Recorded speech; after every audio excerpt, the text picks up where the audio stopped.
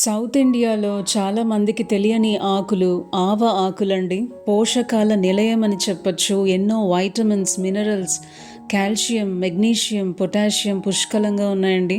Punjabis ఎంతో ఇష్టంగా తినే సర్సోం కా సాగ్ ఈ ఆవ ఆకులతోనే చేస్తారండి.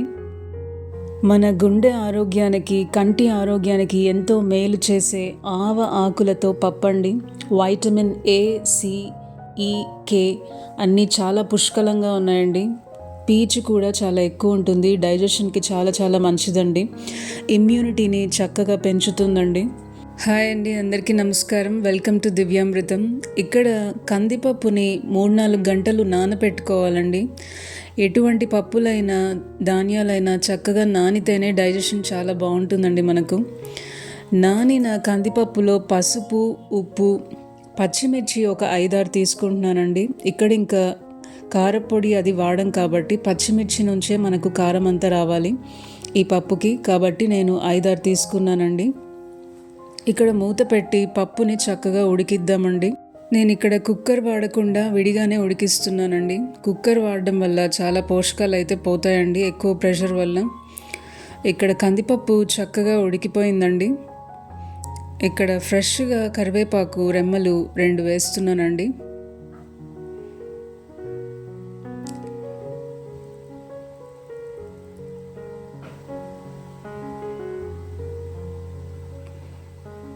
టొమాటోస్ ఒక 3 పండినవి సన్నగా కట్ చేసుకొని వేస్తున్నాను.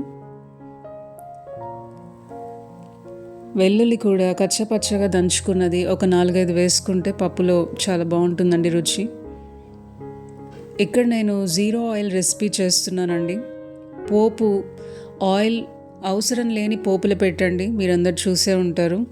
ఇంకా ఆయిల్ యూస్ చేసి సపరేట్గా ఒక 2-3 స్పూన్లు ఆయిల్ యూస్ చేయాల్సిన అవసరం లేకుండా వేయించిన ఆవాలు, జీలకర్ర, వేయించి కట్ చేసిన ఎండుమిర్చి ఒక 2-3 వాడుతున్నానండి. మనం పోపు సపరేట్గా పెట్టుకున్న ఇలా అసలు ఆయిల్ యూస్ చేయకుండా ఈ పోపులు పెట్టి యూస్ చేసిన టేస్ట్లో ఎటువంటి డిఫరెన్స్ ఉండదండి. మీరు కావాలంటే ఒకసారి ట్రై చేసి చూడండి. ఆయిల్ కన్సంప్షన్ ఎంత వీలైతే అంత తగ్గించుకుంటే మంచిదండి.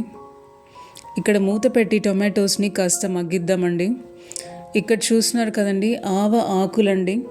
మనకు ఆవాల గింజలు 2 రకాలు ఉంటాయండి, పెద్ద సైజువి, చిన్న సైజువి. పెద్ద సైజు వేసుకుని కుండీల్లో నాటుకుంటే ఒక 3-4 వీక్స్లో ఇలా పెద్ద పెద్ద ఆకులు అయితే వస్తాయండి. చిన్న సైజు ఆవాల గింజలు వేసుకుంటే మనకు మెంతి కాడల్లాగా సన్నగా పొడవుగా వస్తాయండి.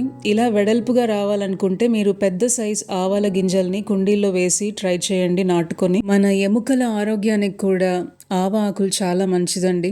ఇక్కడ టొమాటోస్ అయితే చక్కగా మగ్గాయండి. ఇక్కడ నేను మీకు చూపించిన ఆవాల ఆకులని 3-4 టైమ్స్ వాష్ చేసుకున్నానండి. ఇది మార్కెట్లో కన్నది కాదండి, నేను టెర్రస్ గార్డెన్లో పెంచుకుంటున్నది. 3-4 టైమ్స్ వాష్ చేసి సన్నగా కట్ చేసుకొని ఈ పప్పులో వేస్తున్నానండి.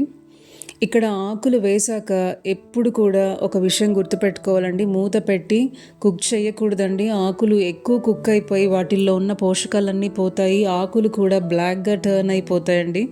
కాబట్టి ఆకులు వేశాక 5-7 మినిట్స్ కుక్ చేయాలి, మూత పెట్టకుండా కుక్ చేయాలండి. ఇక్కడ ఒక 1/2 కప్ చింతపండు గుజ్జు వేస్తున్నానండి. ఈ పప్పు పుల్లగా, కారంగా చాలా చాలా రుచిగా ఉంటుందండి. రాగి సంగటిలో, జొన్న సంగటితోనైనా, చపాతీతో అయినా, వైట్ రైస్తో అయినా, మిల్లెట్స్తో అయినా చాలా చాలా బాగుంటుంది. తప్పకుండా ట్రై చేయండి. ఈ వీడియో మీకు నచ్చినట్టయితే లైక్ చేయండి, షేర్ చేయండి. మరిన్ని హెల్దీ రెసిపీస్ కోసం మన ఛానల్ దివ్యామృతం సబ్స్క్రైబ్ చేసుకోండి. మరొక హెల్దీ రెసిపీతో, ఇంట్రెస్టింగ్ రెసిపీతో మీ ముందుంటానండి. అంతవరకు సెలవు. మీ Divya signing off. Bye. Thanks for watching.